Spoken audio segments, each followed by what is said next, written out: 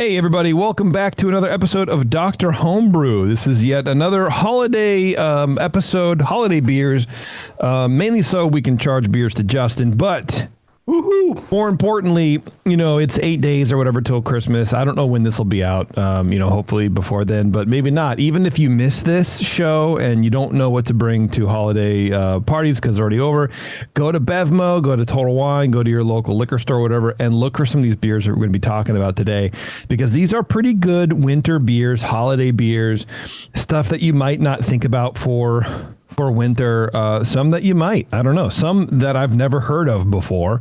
So we're going to be running through a little bit, and we each kind of have different stuff. We have some similar that we can hopefully talk about, and we have some that are totally different. So it's just going to be kind of like a what's left on the shelf that you can bring to a party, or, what might be fun just to kind of see what we can make into, what we can make out of like the winter warmer kind of style. Because there was a time, let me tell you a little story, you guys. There was a time when in the winter that you just had winter warmers, which are just basically like, light barley wines or whatever. They're just like big malty creatures. Strong, brown, malty, yeah, and that's rich. it. An imperial-ish stout? Yeah. Right.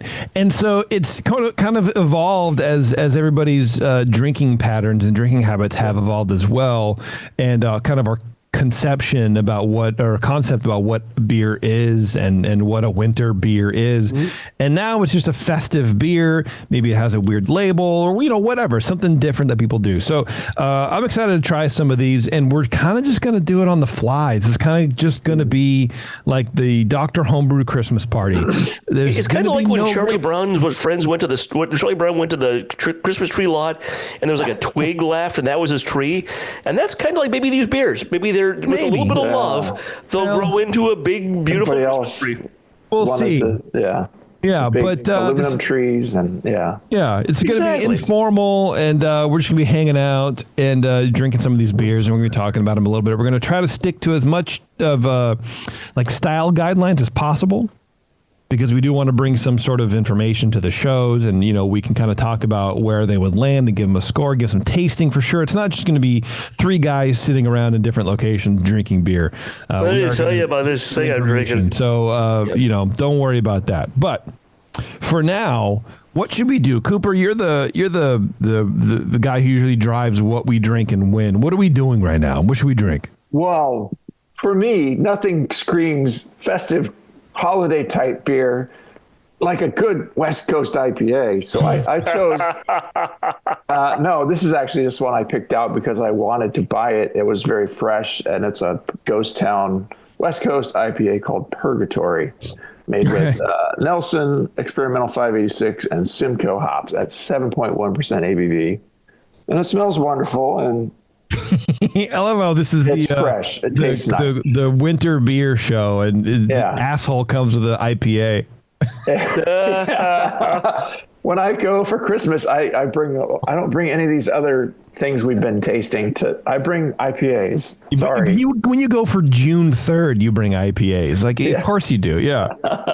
Well, at least go through. Is it piney? Is it? Can we relate it back to anything at all? Pretend you have to file this in your taxes. Yeah. So it's the Nelson to me oftentimes lends a diesely tropical character. And here, this is pretty light, but it's got kind of a New Zealandy quality to it. The Simcoe, can give a little pininess. It's got a piney essence. It's not, it's more definitely on the modern side of American IPAs, on the stronger side as styles. This style creeps a little stronger. Maybe in the future it'll go lower again. I don't know, but it's nice and dry. Light golden color. It's fairly substantial amount of haze to it, actually, which is, forgivable in an IPA. So hop haze, but you can see through it. It's not completely opaque at all. It's normal IPA haze. You know what? I saw at the store today. It fucking pissed me off. It pissed me off so much that I took a picture and I sent it to Warren so I can complain about it. But it is let me see. It is a juicy Hellas. And I fucking knew that you you East Coast fucking losers were going to try to permeate into some bull crap like this. And, you know, it was bad enough when we started getting hazy pale ale. That was bad enough. But juicy hell, what does that even mean? I hate it. I hate the mere thought of it. Sorry. Oh, that's cool. All right. Well, what do you think? As far as a West Coast Pale or West Coast IPA for like a Christmas time, is it ticking the boxes for you, Coop? You know, it could be a good beer for, you know, hanging out with friends, having conversation, and it'll get you nice and toasty pretty fast. So, whatever your relatives are saying, it just kind of floats by you. Say, yeah, just give me. Yeah, I love it. All right. You know. Okay. So IPA, perfect for the season. Okay. Shar, you and I have, I think, maybe more similar beers. What are you opening? See, that's what I was going to start with, too. I have opened this Two Towns Cider House, the Bad Apple, Imperial Apple, made with meadow foam honey, alcohol 10.5%. So this is a big fella. And I was looking at this. I'd like to take the cider exam sometime. I'm a bigger fan of cider than I am of mead. And the mead exam, maybe I'll take someday. I'd like to take the cider exam someday and at least get certified for cider. And I'm looking at this, and it's probably a C2A or C2C, probably a C2C apple wine. The term for this category is traditional, but possibly misleading. It's simply a cider with substantial added sugar to achieve higher alcohol than a standard cider. And the honey will do that. And it's kind of a mead / cider mix, right? It's got honey and sugar. Yeah. And it's not marketed as a Christmas beer per se. It has kind of an orangey red label. It's something different. I like Two Towns, what they do in general anyway. They are, let me tell you, they are nice dudes. They are salt of the earth. They make good cider, and they're just chill. They're chill people. We love a Two Towns, man, for sure. Yeah, and we talk about getting people on the show. Maybe we should get them on the show. Yeah, that might be a fun. They've been on the session, I think, at least once, if not twice. Okay. But yeah, they do some good stuff, man. They have a big space. Nice. And yeah, they're just I really, want to go there sometime. Chill, mellow people. I like them a lot. So there you go. But you know, this is aged on Oregon oak, and it's not too white oak. White oak. Excuse me, I was not specific enough. You really get. I don't know that it matters. It's not tannic. Not rip your face off tannic, but you definitely get that tannin from the white oak. It's flavorful. It's a Chardonnay-esque thing, you know, that white grape Chardonnay where if you get a really nice, refreshing, crisp Chardonnay, you can sort of taste the oak a little bit on the back end where it just kind of cleans up the sweetness, but it's not dominating at all. It's not overpowering. Yeah. And that's exactly what this reminds me of. Just a really, really just actually, if you're a wine drinker, if you're a white wine drinker, this is the cider for you. That's a really good point. Do it. Yeah, it's less alcoholic than wine. Yeah. And you could get, this is something I could see fermented in stainless and spent a little time in oak and then got bottled. Yes, I 100% agree. And I wonder how it would be warm. I'm going to leave some of it out to Chardonnay temp. But yeah, this would be, if you're a white wine lover and you want to try to get into cider, this will do it. Yeah. This will do it to you for sure.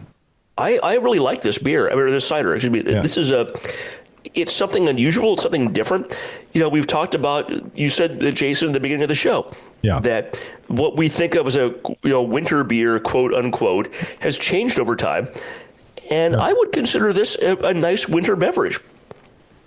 I think so too, man. It is warming. What I like about it, it's tart. There's an acid to it.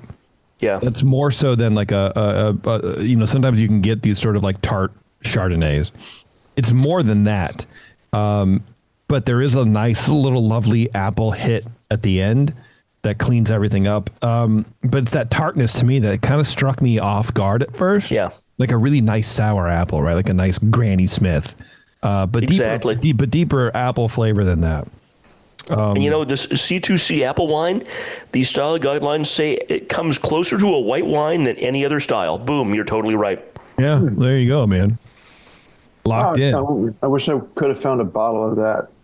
you guys are. I only found the outsider. I'm not going to probably open it. It's a big can, but it's called Outsider. I almost got that. John I thought you did get it. I got it. So Cooper, I got it. Okay. I have it right here. We'll open it up on the you next guys should round. drink that. All right.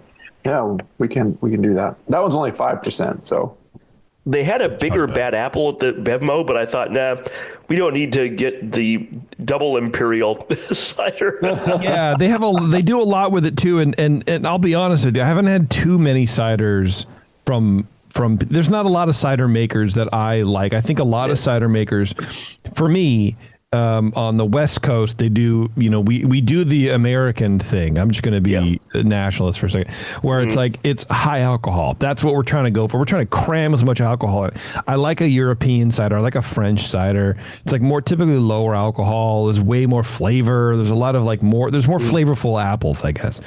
But what I like about what Two Towns does is they don't chase necessarily the ABV. It is about flavor and drinkability. And this has that. So if I was ever going to try some of these like imperial ciders like this is, or anything like what you were saying, Shar, I would trust what comes from them to be good and not just an experiment of how much booze can I fit in this. You know what I mean? Exactly. Yeah. Agreed. So that's my take. That's my hot take on that. Yeah, I like it. I feel a warm, man. Like whenever I'm exhaling, I feel that alcohol volatilizing just coming out through my esophagus, man. I can feel it. I feel like Iron Man drilling a hole into my chest. You got an arc reactor made of cider inside your chest? Dude, insider. Yeah. Insider chest. Record number of entries. That still stands for the funniest thing I've ever said in my entire life. Yes. I like it. What do you give this, Char? Let's grade it a little bit real fast. Why not? I'm not a cider judge, but I like cider. Yeah. I would say, looking at it seems like this would fall in the C2C category. I'd give this at close to like a 35, 38. I'd hit it a 40.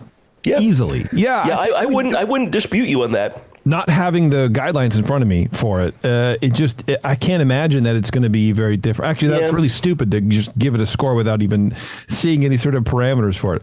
I don't know. I like it. I'm impressed with it. I think it's. I get this. Easy drinking for 10%. This is why at the judging table you want to have people drag you higher on beers that should go higher. I think you're right about 40, and having that sip just then, and that white oak hit me. Like, man, there's no off flavors. There's nothing bad about this cider. There's only good things. And maybe it's not perfect, but I'm not sure what a platonic ideal of a C2C apple wine is. But, man, if this is not close to it, I think you're right. This is probably closer to a 40. I see your 40 and I raise you to a 42, even though I haven't tasted it. Yeah, that's your outsider, Brian. Yeah, see, there you go. All right. Man. Yeah, I mean, if I'm gonna pick nits, I would say the alcohol burn is a little hot. It's a little hot. It's a little hot for me. And there's I want a little more apple. I want a little less green apple. Flavor, and I want a little more flavor apple in there. Just a fucking touch, man. Just a touch. I can see pulling the alcohol back. Yeah, I would do that too. And I like how the honey there's honey there, but it doesn't overwhelm the cider. Right. You can kind of in the very end, the very finish, you can get a little honey character, but it's not a mead. Excuse me, because meads can be, to me, kind of cloying and just not. Coop's like laughing at me. I'm you can tell I'm tipsy from this 10%. No, just all the gas and belching noises coming out. I hope this gets edited out. I'm kind of gassy right now. I'm not gonna hide it. I'm gassy. He's just letting them fly. Yeah, me too, man. Sorry. Brian's belch just now was just like, if you like play that back on repeat, it was just like it had a musicality to it. It was like, you know what? Could that be in our intro? For someone who has combined more hair than Shar and I do. Allow us a little bit of time to be old, please. Okay, we might not look really young, but but let us off gas, please, for the love of God. Coop's got Captain Pike's Strange New Worlds hair. He's got the Pike's Peak going on there, and that's and I say, good for you, man. Good for you. Yeah, good for your genetics. You don't off gas. You have hair. I will off gas on you, brother. You'll feel it. You'll feel the warmth. It's getting weird, man.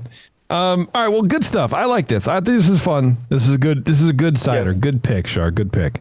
Thank you, sir. Let's take a break. I don't know. Fuck it, dude. It's 15 minutes in. Who gives a shit? Let's take a break. We're going to come back, mainly because I want to go give this to Taryn before it gets a little too warm, because I think she'll love it.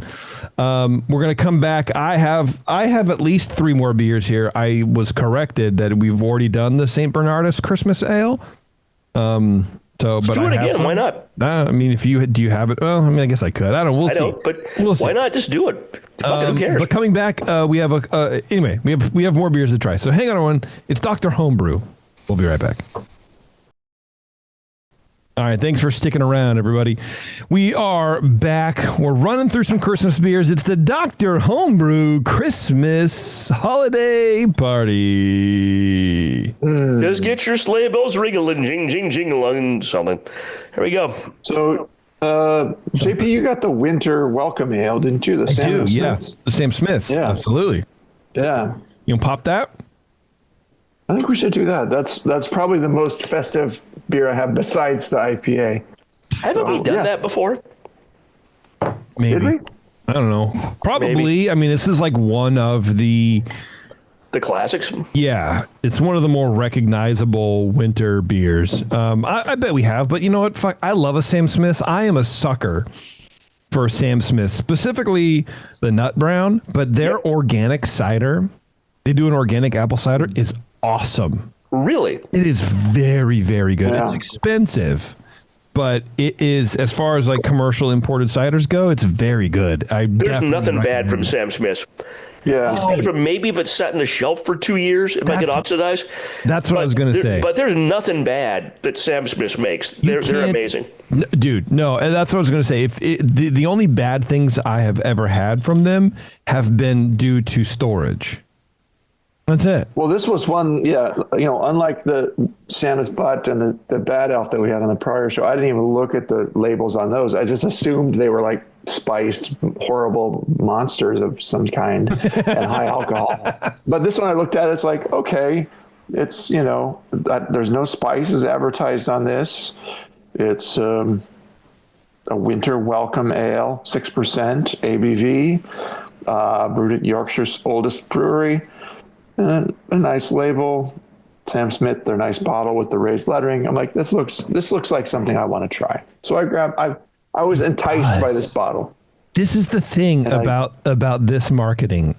The label, it's like what I would call Prince purple. Right. That classic, what is it, like I think it's a poppy flower shape, but the concentric circles or whatever. You guys have seen this. There's, the banners where it's very old school, but with like modern twists to it. It's a very inviting label. It Absolutely. Looks English or Dickens-esque with the little bird and the lamppost, and then they quote Shakespeare on there. It's, it just screams UK. This is UK beer. You want this. So I wanted it. And I'm glad you did. I saw it on the list. I'm like, oh, absolutely, dude. And right now, if you see, here's the thing about doing these shows for so long, is that you don't really know who your target demo is anymore. I don't know the age range of anybody who listens to this show. I used to kind of like be able to guess, but there's so many new beer drinkers now. It's like, who fucking knows? So someone might be listening to the show and goes, who? Sam what? But now is the time. You go into any like big box liquor store, there are quite a few Sam Smith's gift boxes. And sometimes like in Trader Joe's, you can get them all the time. But like, go pick, if you don't know this brewery, please do yourself a favor. Educate yourself, please. Go get some Sam Smiths. Get these I would recommend pulling them get the gift boxes, because it's probably going to be a little bit fresher than what you can find on the shelf. But get those for yourself. Treat yourself this year, people. Delicious. Absolutely delicious beer. If you get them on the shelf, they can be hit or miss, but again, due to storage, so you overlook that when you drink imported beers to begin with. So, yeah. Sorry. It's a limited edition brewed for the short days and long nights of winter. The full body resulting from fermentation in stone Yorkshire squares and the luxurious malt character, which will appeal to a broad range of drinkers, is balanced against whole-dried Fuggle and Golding hops, with nuances and complexities that should be contemplated before an open fire. So, yeah, I love good marketing there, and it matches what's in the bottle, so I like that. It is luxuriously malty. It's not like over-the-top sweet, sickly sweet malt. It's just right in that sweet zone. Tastes like, okay, it could be stronger, and they could get away with it, but it's just that this, modestly strong 6%. That's fine. You could finish the whole bottle over the course of an evening by the fire and not fall off your chair. Yeah, for me, it does finish, and I don't know if this is the travel or oxidation or temperature. Maybe sometimes I get oxidation and effects from temperature blurred a little bit. So like the little raisiny or cardboardy can sometimes be confusing for me. But I think there's a little bit of that going on. I'm guessing it's heat damage more than anything. So I would want a little bit more malt, but can heat damage that raisiny thing? Can that drop the perception of a malt? It can thin it out. Yeah, it can? I'm getting a light little plum-like character in there, but I feel like if it was fresher, you would taste that more richly, and it would accent the light sweetness. It's kind of in between sweet and dry. It's kind of just semi-dry, I guess you could say, or medium sweetness. It's not really sweet. It's not super dry, but it's kind of in the middle there. So I'm on the Sam Smith website, which has amazing photos. Please go, because they do the Yorkshire Square. They do the open fermentation like Anchor, like a lot of people do, right? But they have a thing on their website. It says, "Run a Samuel Smith's pub." And it says, "We're looking for couples to manage our pubs, preferably local to the pub.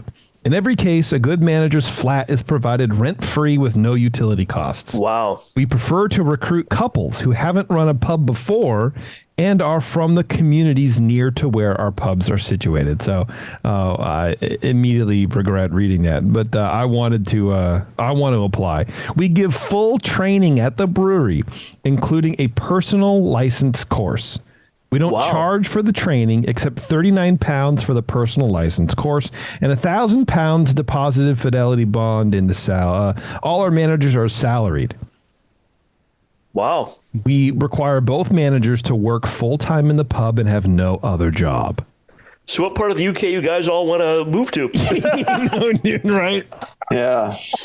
Oh, dude, I love that so much. That would be so cool. It's the job of the managers to build up the trade by creating a friendly social atmosphere with conversation, pub games, and consistent high standards. We do not have music, TVs, or fruit machines in any of our pubs, which are like the gambling machines and shit. No fruit machines. No fruit machines. You cannot get an apple. We do not allow slot machines, no apples, no bananas. We do not allow swearing and have negligible trouble. That's going to be a problem for me. Anyway, whatever. So they just stock Sam Smith's, beers. I love that. Anyway, I felt like I wanted to read that. Go ahead, please. Whoa, they have hotels. Bro, I gotta go. I gotta go to fucking England, man. Everyone Venmo me $100, please. I need to go.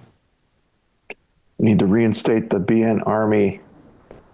We need some generals to send JP $100 each. I need to get out of here. First of all, it's not that expensive to visit the UK. Just go in the spring or the fall. Don't go in the summer.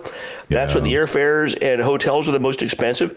Bro, I can't even afford to go to Disneyland anymore. Yeah. You know what I mean? Like I can't. Whatever. Having Anyway. said that, the hotels in the UK are probably cheaper than Anaheim. You can go right now. You can go to Tokyo Disneyland for cheaper than you can go to Anaheim. Dude. which is amazing, right? Like that's fucking crazy. But anyway, what else can we say about this beer? So what style would this beer be? This winter welcome ale, Koopa Loop. Well, it's kind of in the British brown ale territory. It's it's malty, but it's not roasty. It's rich. It's not hoppy. It's got a nice body to it. 6%. Yeah. I'm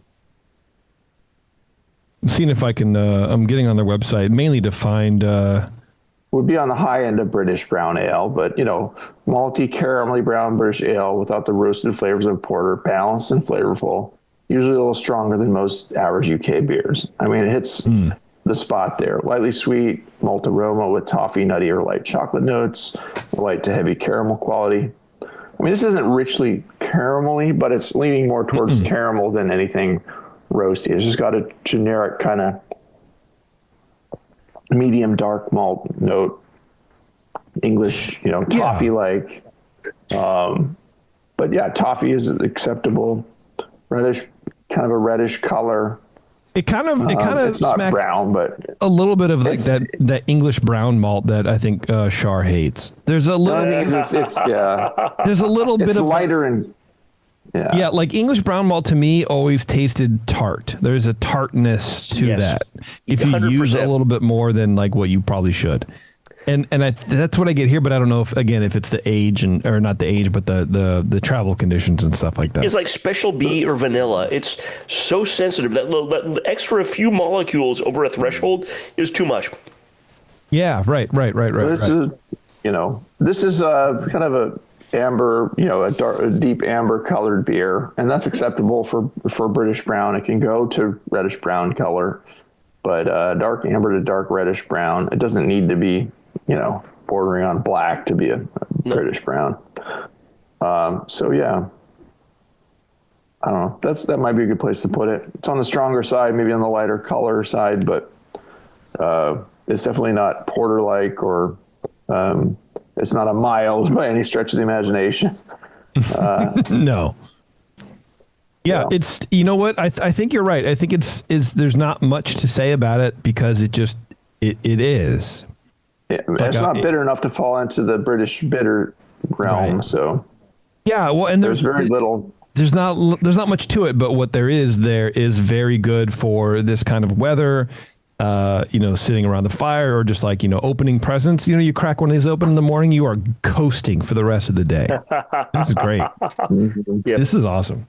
Yeah, JP, I cut off the internet a little bit ago. Go on Orbitz and just look for SFO to London airfare. I'm not going to do that. There's no way. It's winter time and spring. No. Frankly, it's probably cheaper than going to Anaheim. And Camera has a great book about pubs that have like accommodations over them or attached to them, and a lot of them are fairly inexpensive. One of my favorite places to stay is, if you're going to the coast of Oregon, is the Rogue Pub, because upstairs they have 2 furnished apartments to rent, and it's like $100 or whatever it is. So some of the best times I've ever had up there, man. I swear to God. UK's got a lot of that. It's cheaper than Anaheim. Yeah, I know. I'm not doing it. So the Oregon coast, what we're gonna do is put JP in a canoe and get him to paddle through the ocean to get to the UK. No, but I stayed at the upstairs apartments at the Rogue in Newport on my honeymoon, and so you did nice. Yeah. On the way up, we just did a trip up the coast, and we got married in Humboldt County, went to Mendocino to start, and then just drove up the coast, and then ended up in Portland and came back. But yeah, stayed in that one. They give you a Rogue beer in the fridge. Yeah, dude, ready to go. I can't walk downstairs to get your grub and a beer down there, and go back up to your room, whatever. So at one point we're gonna do a road trip up to the coast, up to Seattle. Maybe go see Warren or whatever, but definitely want to stop there. And that'd be super fun. Yeah, dude. This year is going to be my 20th anniversary. So my best idea so far for how to celebrate that would be to repeat that trip. Start in Mendocino, go up the coast, stay at the Rogue Bend Beer, go to Portland, stay at at the old Kennedy School and School, dude. Back. That place rules so hard. I love that. Warren texted me during the show, so maybe I'll go with you. He did right now. What the fuck is he? What the fuck is he telling you? Stopped again. Okay. Well, what's he telling you? He's probably got a lot to say. I always look forward to his holiday cards though each year. He's always. Do you get his holiday cards, JP? Of course I do. Yeah. I have one hanging on my fridge. Right now. It's like, what are you texting Brian Shar for in the middle of our show? ? And making him hang up because his internet can only handle video, not text too. This bro needs to get fucking wired. He needs to get a fucking landline. He needs to get a LAN cable, Cat 5 it up the fucking internet. All right. Okay, let's do. What else we got? We got one more break to go through, but I got 2 more beers, possibly 3. I don't think we need to go through all 3, but we're gonna skip the Bernardus. Yeah. Okay, let me do one. Let me run one myself. Okay. Okay, do it. All right. We'll mute ourselves and just let you talk. You don't need to do that. This is from Prairie Artisan Ales, and I thought they sold to someone else a while ago, so I'm kind of surprised to see them. Because they pulled back for a bit, and now I see them all the time when I go to Bevmo, which is nice. At our holiday party, there was a couple of Prairie 4-packs with the glass in the middle, like a holiday set. Cool. And 2 people had the same at our White Elephant beer exchange for the Madzheimer's party. They have a lot of those at Willow Market in Menlo Park, at Willow and Middlefield. Well, there you go. What is the Prairie selection that you have there, Mr. JP? I have the Seasick Crocodile. And the can is great because it looks like a little ugly sweater, right? Yeah. Crocodile chasing Santa. The crocodile is actually kind of yakking a little bit, or what? Yeah, I don't know. I mean, maybe, I guess. No, it's his tongue. That's his tongue. Yeah. But this beer, so this beer is sort of what got me, because it's, the holiday beer, right? It's a sour beer with cranberries, ginger, cinnamon, and nutmeg. And this is what I was talking about.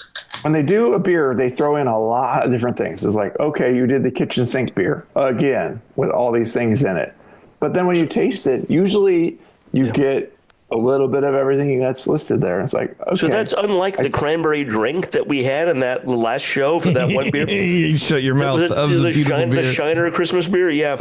Yeah. You know what? I remember when Prairie was around, they were on the session one time, and I do remember that their beers were very distinctive in that they were good with how they sort of made sure that the ingredients were represented in that way. So it sounds like maybe you and I are saying similar things. It'd be like cacao nibs, coconut, chocolate, add this and that, and vanilla, and you get all of it.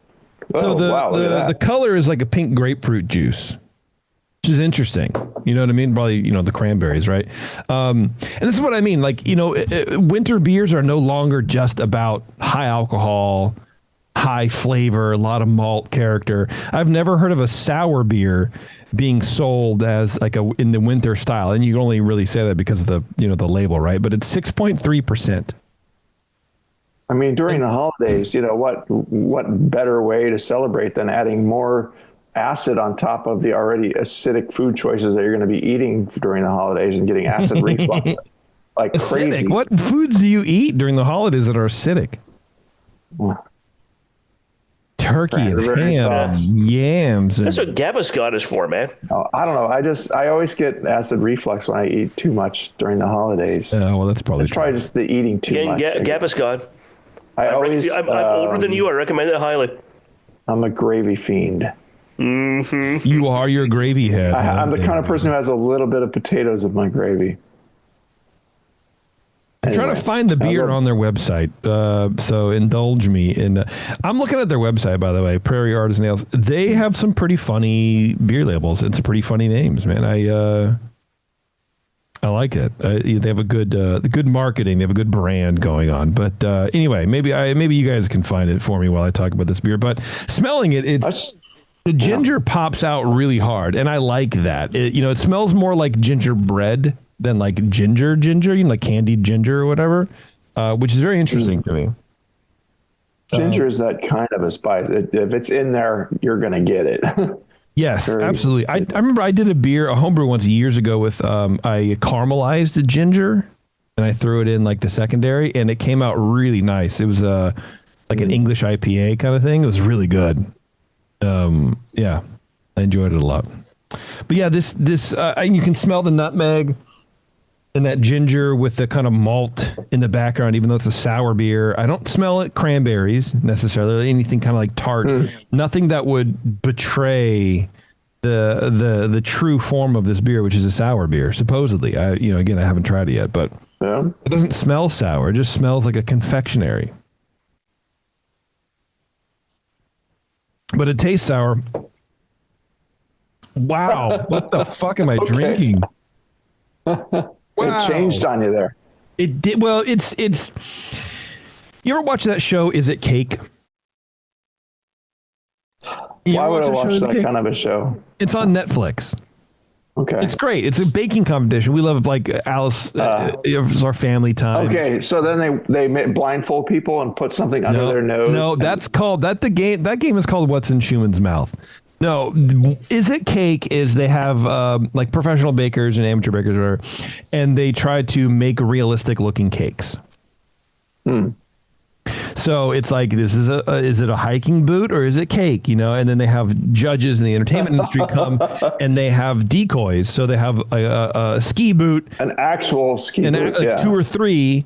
And they're slightly different, and then the cake one, and the celebrities have to guess, and then it's a whole thing, right? And they have to bite into it first to know which is what. That's what this is. It's like you smell it and you expect one thing. That's hilarious. And the sour flavor is an entirely different thing, and it's 2 beers in one. Like my brain short circuited for a second. Whoa. Because usually, you expect some funk or some tart or sourness is a flavor component that you don't really get in your nose, but there are things that hint at the sourness when you're smelling a beer that is tart, that is, especially the spontaneously fermented ones, they have a certain aroma profile. And, sometimes you can get the acetic or a little acetic and a little, hints that it's going to be quite sour or not. And then you drink it and it confirms that. This is the opposite. You did not. No. Confectionery was your description. And it's like, okay, smells like a bakery product. Drink it. Boom. Sour. Yeah, it's that cinnamon and nutmeg in the aroma that hide everything else. Because sometimes what pops through for me in a sour beer in the aroma is just the tartness of what's going on, right? The off gassing and whatever, right? It's rarely the malt or for me, it's rarely like what's underneath it, like what the beer is, unless there's other ingredients in it. So I guess you get cinnamon nutmeg, you can hide some of that, and it does. The two do not taste the same. It's a layer, like we were talking about, at the beginning of the intro. There's a layer there that's fucking interesting, but the taste it's a little creamy, which is interesting, almost like if you took the hazy aspect of beers and applied it to a sour beer. I don't want to say juicy because that's not what it is, but it is like a creamy mouthfeel, kind of soft. a body character, because sours tend to have very thin body, but you have a bigger body in a sour beer. That's a game changer. Okay. Yeah. But is this more like a pastry sour, like a sweeter one with more fruit juice background to it and more heft? No. Drier? It's more. It's dry, but it's more like a wheat beer. Soft, like a wit beer, soft sweetness to it, but sour. Okay. It's really weird and interesting. The tartness is very grapefruit. It's a little too acidic for me. A little too sour grapefruit to me. But okay, JP, I don't care what you say, but you're a beer judge. You could judge in competitions if you want to. You should come judge the World Cup of Beer with us this year. 100%. And just do it because I just don't want to. Neither one of us is tasting this beer with you, but we know what that beer tastes like just by talking to you. I appreciate that. Don't short sell yourself. I'm not trying to make you feel good or blow smoke up your ass. You just. Well, first of all, you should try it. I'm not trying that. Yeah. Are you telling me what this tastes like? I can picture it. Cooper, I'm married. I don't get told what I do well anymore, so I appreciate it. But also, I just don't. Beer judging isn't for me. I tried a couple times. I don't enjoy it. I don't like it. That's probably because the assholes you have to work with, like us, and probably. I like this better. So I remember, and I became a beer judge specifically so I could figure out if I was talking shit about beer judges or what I was saying was actually like real. And turns out I was talking a lot of shit. And I love being a beer judge, and I love having that experience under my belt, and I love the way that it has changed the way that I can like fundamentally approach beer. But the act of judging the beer is too much for me.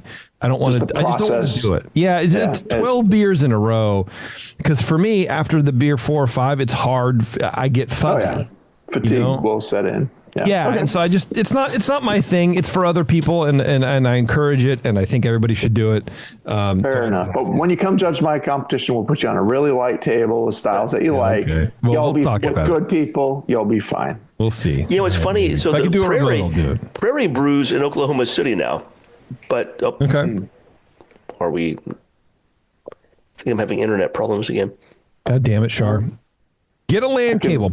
Wire into the fucking router. Because every time you drop off, it splits your audio. So I'm going to have like 5 audio files to download for you. Oh, yeah. Anyway, back to the beer. I like it. There's a little bit of like the wheat beer and the cranberry kind of like have this almost like tart watermelon thing. I don't know. I get like thinking watermelon. Huh. This is a fucking interesting beer. If you are into beers like this, try it, please. And you said the cranberry wasn't much in the nose, but is it in the flavor? No, it's nothing. Yes. Yeah. Well, I think that's where some of that over tartness comes from. Yeah. You know, where it's like you get the sour bugs, but then you get the cranberry too, right? That is a super tart fruit. Yeah. Yeah. So, and if you have enough to like make the color pink grapefruit, it's probably a lot in there. Like when they sell cranberry cocktail, it's really like maybe 13% cranberry juice and grape and apple, everything else. Right. And it's like, it's plenty tart and cranberry enough to make, it screams cranberry, but it's just a tiny amount of that fruit. Yeah. Yeah, exactly. But I think it's a well-made beer. The cloudy is a word I'm using, is a word that comes to mind for like the kind of malt flavor, that juicy, hazy thing that I was talking about. Okay. There's something there, and I don't know, maybe there's like, yeast in suspension or whatever. I don't know. I mean, it is a little murky. It did look very, it wasn't like completely opaque, but there was some, maybe some, fruit matter in there that's in suspension too. Yeah. It's a very juice-like beer. Not juicy, but juice-like, right? Yeah. From what you're describing. I think it's fascinating. This would be really good if you're like on one, if you're cruising and you're drinking some beers, but you still want to have like a Christmas beer theme or a holiday beer theme. This would be a good 4th, 5th beer. And get some vitamins in the process. Like it's probably chock full of vitamin C, just ready for the next 3 or 4. But just kind of wedge this one in because it still has the spices, and you don't want to like drink a bunch of ales and then or lagers and then drink a sour beer and then go back to that. But I think the spices will kind of hold that together, so it's not going to really fuck your palate up too much. Or maybe this might be a nice nightcap, might be a nice ender where it's like, all right, we've done through all this shit, because you kind of want to end on like the higher malty, sweet beers. Yeah. Throw this down, you still get some of those spices, but you also you refresh the palate. You scrape the crystals off your palate. So we're calling it Bender and Ender beer, right? Bender and Ender, baby. That's it. That's it. All right. Okay. Sorry, I laughed at my own joke. There's a lot of jokes in there. Yeah, I like it. It's good. I enjoy it. I got 3 more. Maybe I'll share them with you when we share beers again. You're gonna pound them all tonight. I know it. That's right. And I'm going to go driving. Make sure you got your antacid. That's a smart idea right there. I like it. It's good. I have never had a beer quite like this. But on the website, they say it's like consistently their most highest rated beer ever, which I wish breweries would stop saying that shit. Like, can we stop with the fucking beer ratings, please, for the love of God? Yeah. Thank you. We can. I would appreciate that, because you know what? Also, the beer ratings are so tight. such a tight thing. If we could make it out of 100, I think it would be a little bit more beneficial. But we make it 3 out of 5, and that fucking sucks. Even though they're like divide like 3.4, that doesn't mean anything. But if you look at like, I'm on a rant now. If you look at like Rotten Tomatoes or whatever, right, that's a 100-point scale. It's a 100-point scale. It means right? something. But humans can't rate something on 100 points. They can rate on like 1 to 3 or 1 to 5. They can't rate on 1. Most humans cannot rate on 1 to 100. See, and I guess that's what I'm saying. It's because that's kind of meaningless. Because what does 61% mean to you? I mean, we're talking school. It's 3 out of 5, right? 6 out of 10, yeah. Right. So you go 61 or 63% audience score. Would you still see a movie that's 63% audience score? Okay. Maybe. Would you drink a beer that's 2 out of 5? No. No. We also know that Brian Shaw can like ping a 38-point beer at a certain style at exact consensus score. I'm like in the Marvel Cinematic Universe with beer judging guys. Seriously.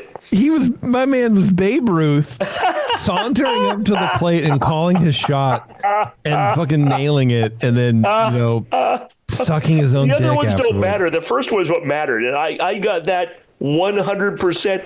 I shocked myself. See, you are like, this is how people still fall for psychics. Because they don't remember any time that anybody was wrong. They just remember the one time you were right.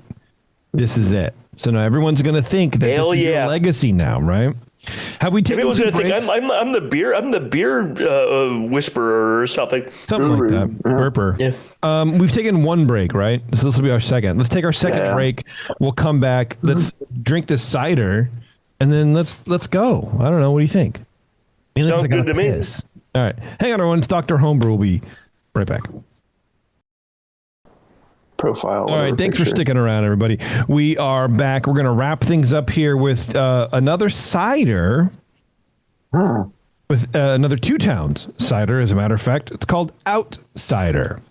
And it's in a tall boy format. I'm sure there's other, formats out there, I would imagine. Maybe not. But this is unfiltered hard cider. It's a 5% made with Jonah Gold apples. I think it's important. What I like about Two Towns is they kind of they use different apples. They're really trying to get more modern version of different kinds of ciders. Wow, look at this. This is like a craft. This is like light. It's very light yellow, but there's kind of like a pink, like a very light blush. Was there a fruit addition to that, or is that the apple skin? I don't know. I don't think so. I don't think there's a rugged and fresh outsider isn't afraid of taking the trail less traveled. No, I guess it's just Jonah Gold apples, which I've never heard of before. I'm not a giant fan of the cider with the fruit added. I like just the apples as the fruit. Same. And that's the skin is going to give you a pinkish character depending how they make it. Oh, this is delicious. This is quite. Oh, I should have gotten that. You should. It's great. It reminds me of the European ciders that I really enjoy. Right. It's like you taste the fruit of the apple. That's like taking a bite out of an apple with a little alcohol mixed in. Like that's the French or Basque or Spanish ciders that are so good. A little sour. You know what we should do? I would love to be able to find a good reputable source for European ciders besides just whatever the fuck might be happening at Total Wine or Bevmo. But I would love to go do like a tasting flight on this show about European ciders, like French. Like the best cider to date I've ever had is Aspal French cider. That's really good. Fucking phenomenal. It's very expensive, but it's so good. AB InBev might have bought them. But that sucks. We should, I'm for probably in San Francisco or Oakland somewhere they've got that, or Berkeley. We should go check that out and do a live show. Well, I don't know about a live show, but I think it'd be good. Like if you guys are out, because you guys go farther in the Bay Area than I do. If you're out and we leave our houses, yeah. Well, buy several bottles and we'll do it. We could be friends and go somewhere and have cider as friends and it'd be nice. We are friends. I don't go anywhere. Actually, I go to the 218. That's where I go. I go to the 21st Amendment. But anyway, I digress. So Jonah Gold apples they're like bright red with a little streak of yellow every now and then. And that's it. Okay, here's the thing. Oh, actually, they do have details. I was about to go off and like say, hey, if you produce a fucking product, put more information on your website other than just what's on the can for idiots like me looking it up. But they do have it. They have more details. Northwest grown Jonah Gold, known for their big and juicy floral character. This apple was bred in New York in the 1950s by crossing Jonathan and Golden Delicious. So most hence of these the name in the Willamette Valley. It's a higher acid apple. Tasting notes and pairings: hazy, unfiltered, light straw color. Yeah, for sure, dude. Yeah, I get that. Fresh harvest apple character, intense juicy apple aroma, tropical fruit, floral. I don't get tropical fruit. I don't really get floral. I get like just apple juice, which sounds stupid, but like a tartness in the aroma. I can see the tropicaliness a little bit. It's not like, you know, in the way that like passion fruit can be but tart. It's like, yeah, like the edge of a passion fruit or a little, balanced, semi-sweet, twist. easy drinking, not cloying or syrupy. Sweetness comes 100% from fresh juice, no added sugar. Mm-hmm. This is probably one of the cleaner like American ciders I've had in a long time. Like it tastes. This is a direct representation of the fruit. It's awesome. This is great. A lot of the ciders that I get are generally just too dry, and you know, this has a little sweetness to present with the apple, and they're too dry and they're too high alcohol. Like if you're giving me a dry cider at like 7%, I'm gonna punch you in the dick. I don't want that. Like nobody wants, because you're basically giving me the cider equivalent of vodka or whatever. I just don't like it. Like, but I drink for different reasons. I want to have the expression of the apple. I want to drink the juice. I want to enjoy that. I'm not trying to get drunk. Drunk is just a byproduct. Right. That's me. I don't know. They have a pairings list. You wanna talk pairings real fast? Yeah, sure. Mild cheddar. Not sharp, but mild. Pork. Okay. Blue cheese. So wow, okay. It betrays the mild cheddar part. Like mild cheddar, but blue cheese. Which, by the way, there's these. You guys who both have Trader Joe's near you. There's these fucking chips. They're Irish potato chips made with blue cheese. If you like blue cheese the way I like blue cheese, these are your new favorite chips. Go buy them. I'll try those out sometime. Awesome. They're amazing. And then turkey. Okay. They have recipes. 2 Towns Winter Warmer. What the fuck is this, dude? What are these guys doing? Okay, here we go. Okay. You want to have a cocktail? Let's have a cocktail, motherfucker. 1/4 cup of whole milk. Okay, you take that. You take 1 tablespoon of light brown sugar, 1.5 tablespoons of vanilla extract, 6 ounces of 2 Towns Outsider, grated nutmeg to garnish, whipped cream. So you heat the milks together with sugar and vanilla in a small saucepan, whisking until frothy and steaming. You stir in the cider and continue cooking for 1 more minute. Pour into a coffee mug, top with whipped cream, and garnish with nutmeg or a cinnamon stick. Sounds like a spice. That sounds like a lot of work. It sounds like a spiced ale. Sounds great. Yes. I'll fucking try that shit all day long, dude. And they have a cranberry walnut stuffing that I'm not gonna go through. Okay, so it does say in the ingredients. It doesn't say this on the can, but on the website it says fresh pressed Jonah Gold apples and malic acid varieties.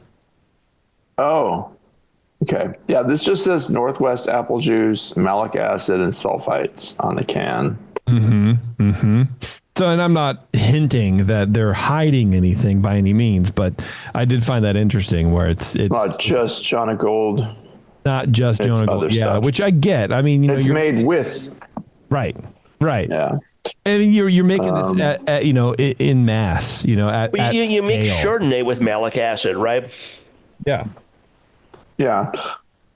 Well, there's It's a great the Humboldt Cider Company up north. They do one. It's called Gravenstein, and they do a lot of varietal stuff. They also do like dry hopped ciders, and they make a lot of ciders like this too. I think I see them more at Bevmo and different places too, popping up in the Bay Area.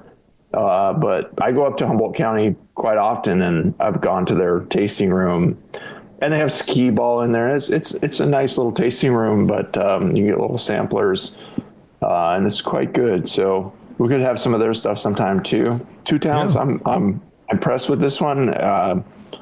They've been around for a long time. I remember seeing their pomegranate cider at a lot of pubs and stuff. Well, they're right there in Corvallis. So if if you're going through Oregon for your anniversary, man, definitely stop by.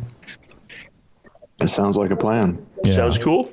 I love it. I think it's great. I think this would be a perfect and you know what? There's enough meatiness to the body where you could probably go from this to a beer. And you normally wouldn't want to do that with a cider.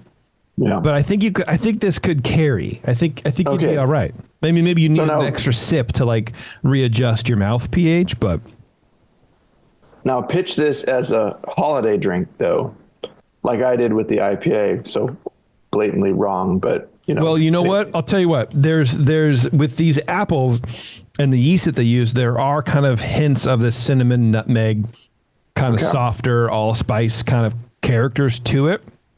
Where if I didn't tell you, and maybe it's because it's a little room temperature now, but I could convince you that this was more apple pie flavored cider than it was normal cider. There's a very good. How am I doing? Am I doing all right? Am I doing good? It's true. I think that there is more spice notes that are coming out of this than you would normally recognize. Right. There's a depth to it that's not necessarily an overt spice, but it's like a light, like how wine has tannins in it. This has some form of a little phenolics in it, probably as a part of the flavor profile, and that blends as. And that's maybe why spices work with apple pie, that this has a little bit of that, and the spices would twist it another way. But right now it's just kind of. And, having never eaten this apple before, you know how sometimes apples, I think it's like a Golden Delicious. If you let it either sit too long, you have a bad Golden Delicious and it's kind of mealy. Where like it kind of crumbles in your mouth. It doesn't. Instead of crisply. Yeah. Like that. Sometimes those flavors to me can kind of taste what I'm tasting here. And I'm not saying that they use inferior apples, but I'm saying like there is something in those apples that aren't pure white inside that are kind of like golden. That I think when the flavors kind of mature, when they're ripe enough, that you can kind of get some of those spice notes in them. I don't know. Maybe it's the skin, maybe it's the tannin in the skin combined with the different flavors and the juices. But this is so you could pass this off as a spiced ale for sure, or a spice. We're grasping at spices here, but you could serve it warmed too. That would be another thing. Well, that's what I read that recipe of. Right. Heat that shit up. Heat that stuff up. I love it. All right. Well, I think that's it. I think we're good to go. I had a lot of fun. I thought this was fun. If you hated this show, please keep listening. But also, more importantly, email Brian at thebrewingnetwork.com and send us your beer. Send us your homebrew. Send us actual homebrew. Actual homebrew. Send us fermented things of your choice, whatever they are. Sake. Beer, wine, sake, mead, kombucha, soy sauce, fucking kimchi. Whatever you want. Kimchi, anything you want. Karen Chi, who cares? Whatever you want, send it to us. And if we can't figure out how to properly taste it and judge it and give you feedback, we will find the people who can do that, and we'll bring them on and we can do this whole thing. So we are kind of a traveling feedback of information for you. BJZP score sheet feedback, a live version, AI, regulated monstrosity of things or something like that. I don't really know. Right. And if you don't feed us outside feedback, we turn into a feedback loop and it just gets ugly. It gets uglier from here. Trust me. Yeah, it gets worse, man. I don't know. We'll be Next, we'll be sampling personal lubricants and talking about those and see what else we can do, you know? Astroglide, that's good stuff right there. Yeah, there you go. 4 out of 5 right there. Yeah, anyway, so check it out. Brian at thebrewingnetwork.com. Email the boy, get on the show, and we'll give you feedback. And then, like I said, we're also going to be kind of announcing, more larger homebrew competitions around We'll do the country. better at that. Yeah, because I think that it's really important for us, and it's really important for you. We want to get people involved in the community. It's not just about getting feedback for competitions, but if you don't know of the competitions that are around, well, then it's hard to enter. You know what I mean? So, look forward to that as well, too. And you can also go to bjcp.org. I think they have like a kind of a rolling calendar of what's coming up. And I think it's worldwide, too. I was just on there looking up the cider. The cider things or whatever, whatever they are. Can't think of the word. Well, so coming there's up, like one in Turkey coming up next week or the week January after, 25th. There's something called Winterbrew 2025 in Chicago, Illinois, and the entry deadline is January 10th. You could enter that one. Yeah. So there you go. So go to bjcp.org for now. And then, like I said, we'll be highlighting some of these on future shows. So email Brian at thebrewingnetwork.com. Get your ass on the show, please. It's a lot of fun. Thank you very much. And you know what? I just want to say before we take off, thank you to you guys for listening to the show and participating in any way you can. Even if you don't send us beer, you listen to the show, and I do appreciate that. It helps keeps us going. It justifies to Justin why we still deserve to send him the bill for these beers and do this kind of stuff. It's we've been doing this for a very long time. Everyone that listens sent 10 cents to get JP to England, it would work. We could get him there. 100%. That's right. Yeah. Venmo me. If everyone who ever listened flipped a dime our way, he would go to England. That's right. Sure. 100%. Yeah, absolutely, man. Yeah. Let's pretend that's it could be reality. Venmo 10 cents to JP at thebrewingnetwork.com. That's not it. Yeah. That's not a right thing. Sorry. That's not it. That's all right. Anyway, I appreciate you guys for listening. Thank you very much. And to my lovely co-host here, thank you guys for putting up with all this. I know we do a lot of shows on the fly lately, but I think we figured it out. I think I'm okay with it if you guys are all right. I was not unhappy with the selections, and there were a lot of selections. So. Nor am I. Like Brian, I'm starting to, even though I ate and he didn't, I'm starting to get a slight buzz. I'm pretty drunk right now. I know. Well, you're sitting there I'm going to bed. I pretty much finished the Winter Welcome Ale. This is the last of it here, and I'll probably will finish that. It was very good. That was the surprise, the sneaker of the night for me. I was like, I'm just going to keep drinking this. I'm going to have to start buying more Sam Smiths again. I know. That's the problem with so many beers. That's great beer, man. Yeah, there's a problem with so many beers on the market. Like, there's just so many good ones, and you're like, and you kind of forget, But they're still around. You never forget how great Sam Smith is.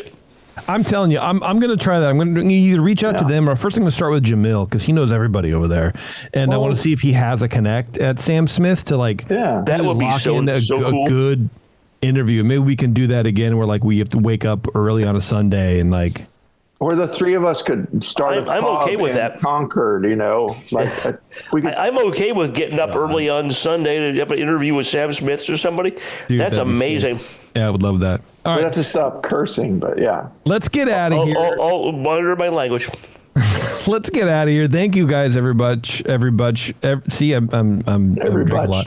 I hope you guys had a good Christmas. Hope you guys had a good holiday, whatever holiday you celebrate. I hope it was great to you, and hope you guys have a fantastic 2025. And we will be there right alongside you, picking the weirdest beer from beverages and more. Thank you, everybody. I appreciate you.